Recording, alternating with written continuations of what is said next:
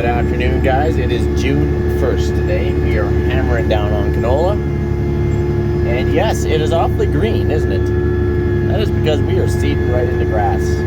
So I broke the majority of that grass, but I kind of wanted to do a little trial. We're going to try this and just kind of see how this seeded into grass is going to work out for us. I got to make a corner here by the look of it. Yes, that is mud on my window. Yes, it is muddy up here. It is wet up here, and there is been stucks. Not me. Yes, me. I got the semi-stuck in my own approach. But that's the only one. I have yet to be stuck with the 2-track, and I've been going through some places I probably should not be going through. Look how green it is up here. Isn't this beautiful? So yes, grass is green. Yes, the grass has been sprayed. Don't you worry about that. This particular canola that we're putting in here is ID canola. It is Roundup ready.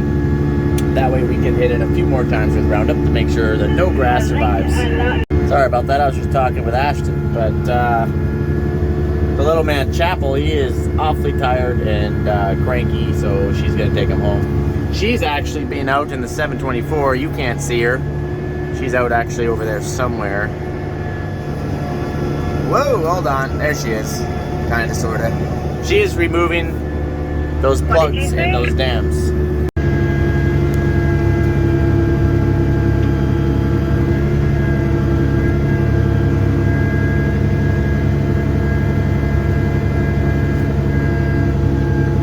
It's very wet out here, guys. So, it was never my intentions to seed this grass to some canola. I'm only going to put some of it to canola because I've lost so much ground due to all the rain on the rest of my ground up here that I need to try and make a little bit back up. And I still intend on putting some oats out here as well.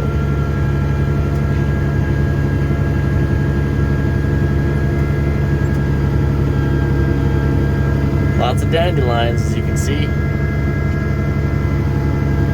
Don't worry, we'll take care of those things. Boy, this is soft out here. I gotta focus. Trying to work around all this water.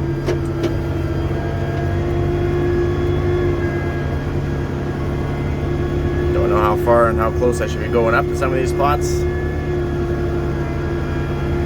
The ground just kind of gives out, is what happens. It's just soup under us. It's actually quite concerning.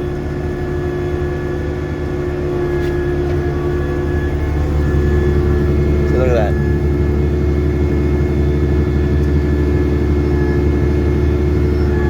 Looks hard, but the minute you start digging, you're dropping.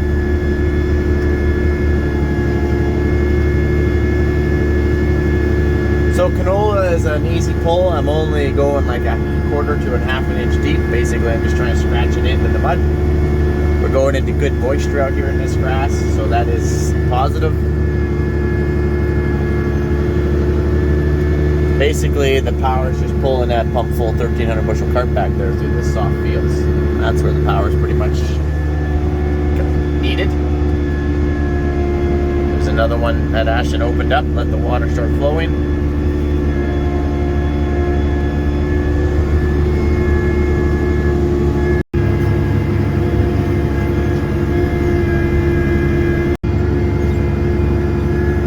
You don't want to fall asleep in this field. It's a sharp drop off out there.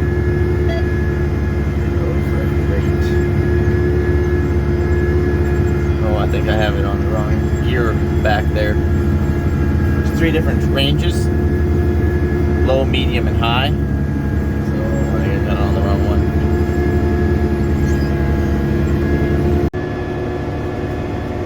Believe it or not, this splatter just happened when I was going through this water. Going through this water, like the water runs. It's kind of annoying. Oh, I'm dragging a little bit of a plug there, I see. Problem is, you don't even know where I seeded. That is actually a problem when you're going at night. Thank goodness you got mapping. So we'll find a little row here.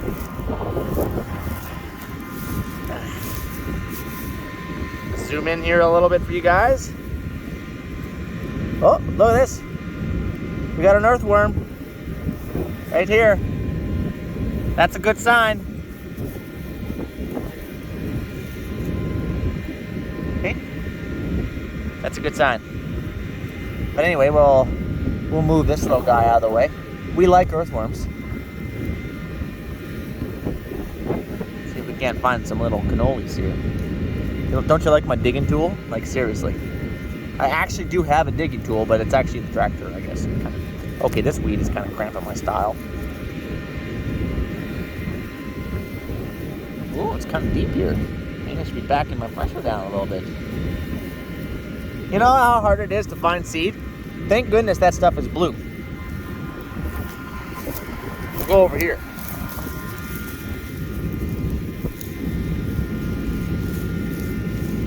Nope, don't see any.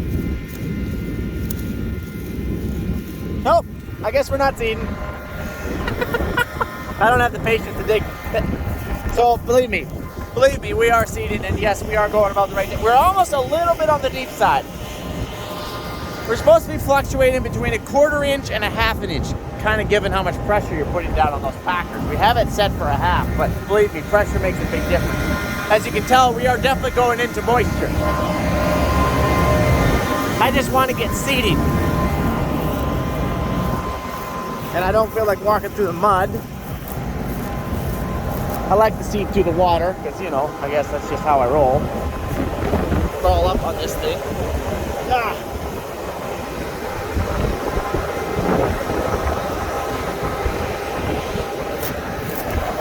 Their nitrogen, all the white stuff. Okay, we just got to get cracking here. We'll find you some canolas another time.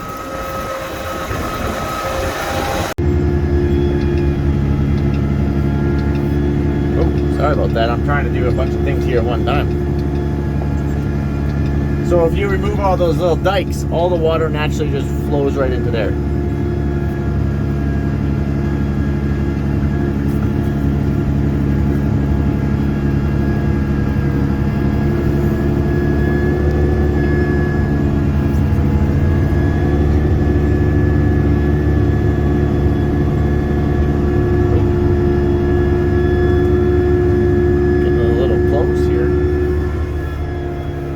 Water to go around. Struggling a little bit here. There we go. And then we got some willow trees. Totally just seeding over a bunch of willow trees. Just totally seeding over more willow trees. We're going to be testing the combines out.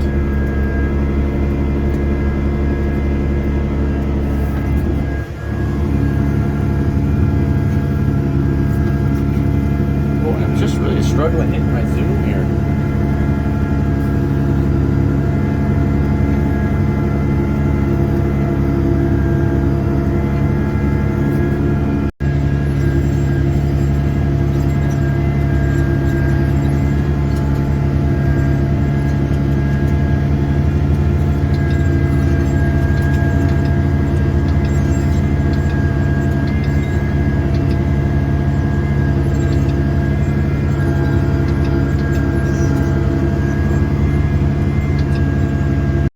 What about the stuff that you broke then? Yeah, so we did disc that, and we're not done.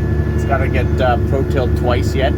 But again, we are rolling the wheat because we didn't finish that, and we are seeding and spraying ahead of the drills, so we just don't have the manpower to go out there and pro-till that. So when we finish seeding everything else, if there is still time, we will then come back, finish pro-tilling it, and maybe seed it. If there isn't time, no big deal. We'll seed it in 2023. I'm excited to get to see the difference between the seeded directly and the stuff that was broke. Obviously, it's not seeded at the same time, and it's two totally different crops. But it'd be fun. I have done these, I guess, trials, I guess you would call them, back home. But you got to remember, back home is a completely different environment, right? It's drought. Up here, if there's enough moisture to direct seed and hold it, well, then that might be the best bet. So it's gonna be fun. You gotta remember, guys, I'm always learning too. Everyone's always learning. We're all learning. The day we quit learning That's so true. That's a pretty steep little mean hill here. Sorry you can't see too good going in the sun, but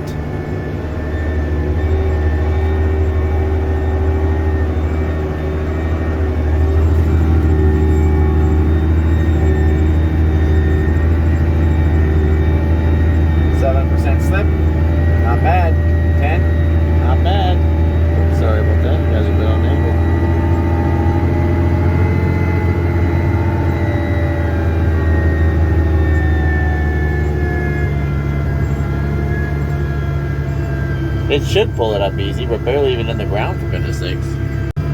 Holy crap, that's steep. We're gonna let it kind of coast down here. We don't want to. There it is.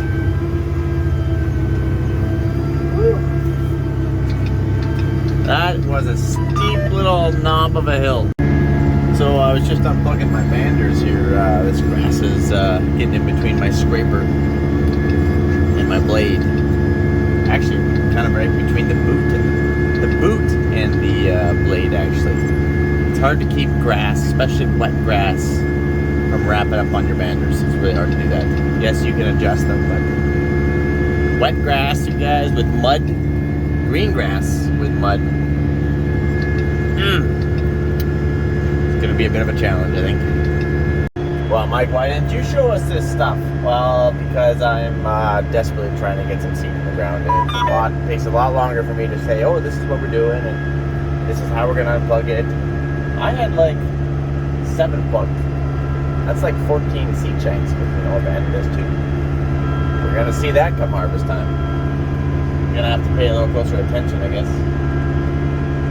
Plug it again, if I have more time, then I'll show you. If we plug it again, when we plug it again, I guess I should say.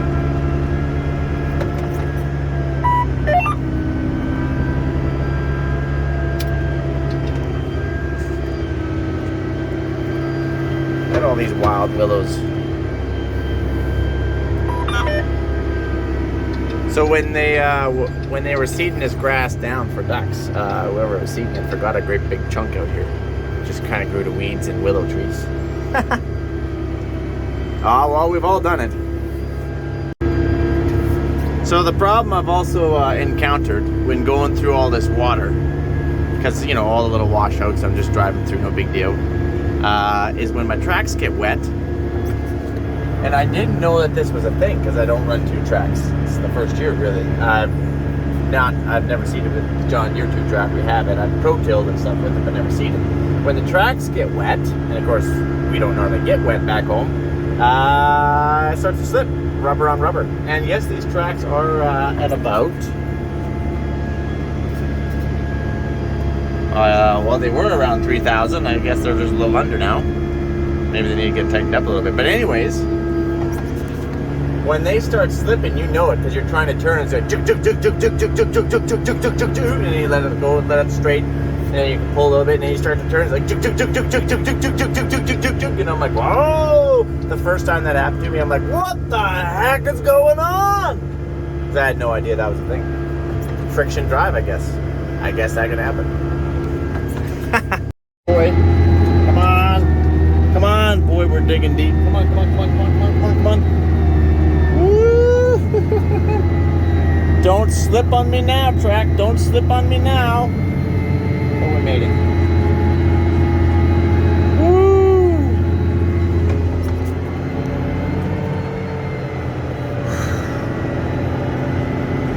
That was close. Oh, it's happening. Come on, come on, come on, come on, come on, come on, come on. There it is. There we go. Oh, boy, I smell rubber. Woo! We were slipping that track, let me tell you. Let's get out and take a peek, see.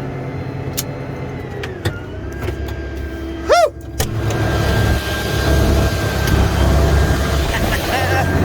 Speaking of slipping tracks.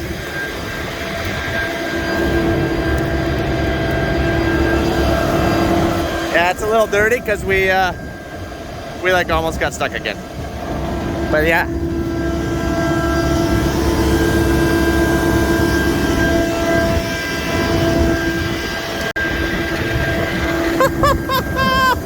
Oh man, I'm getting my tractor dirty, you guys. That's bad. That's bad. Okay, I'm gonna let you guys go. Sorry about the wind. Oh, my toolbox is open. What kind of operation am I running around here? Okay, I'll let you guys go. See you later. Yeah, I know, I'm back. Man, my cab still smells like rubber. Smells like you were burning a belt for a little while.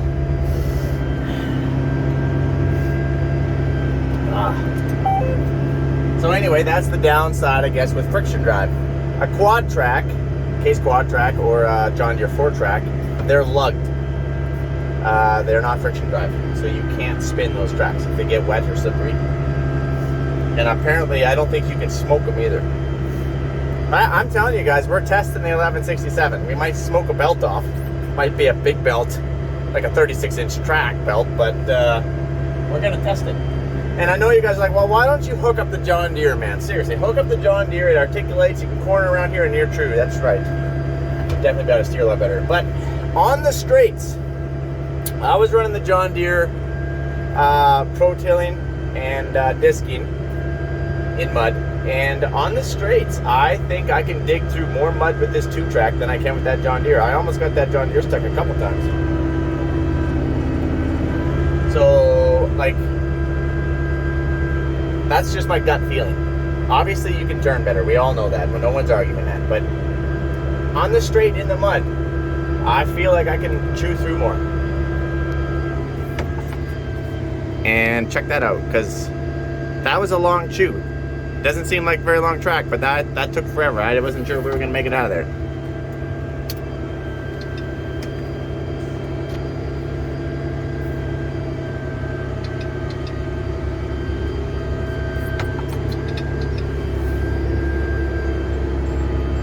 Try not to do the same thing again.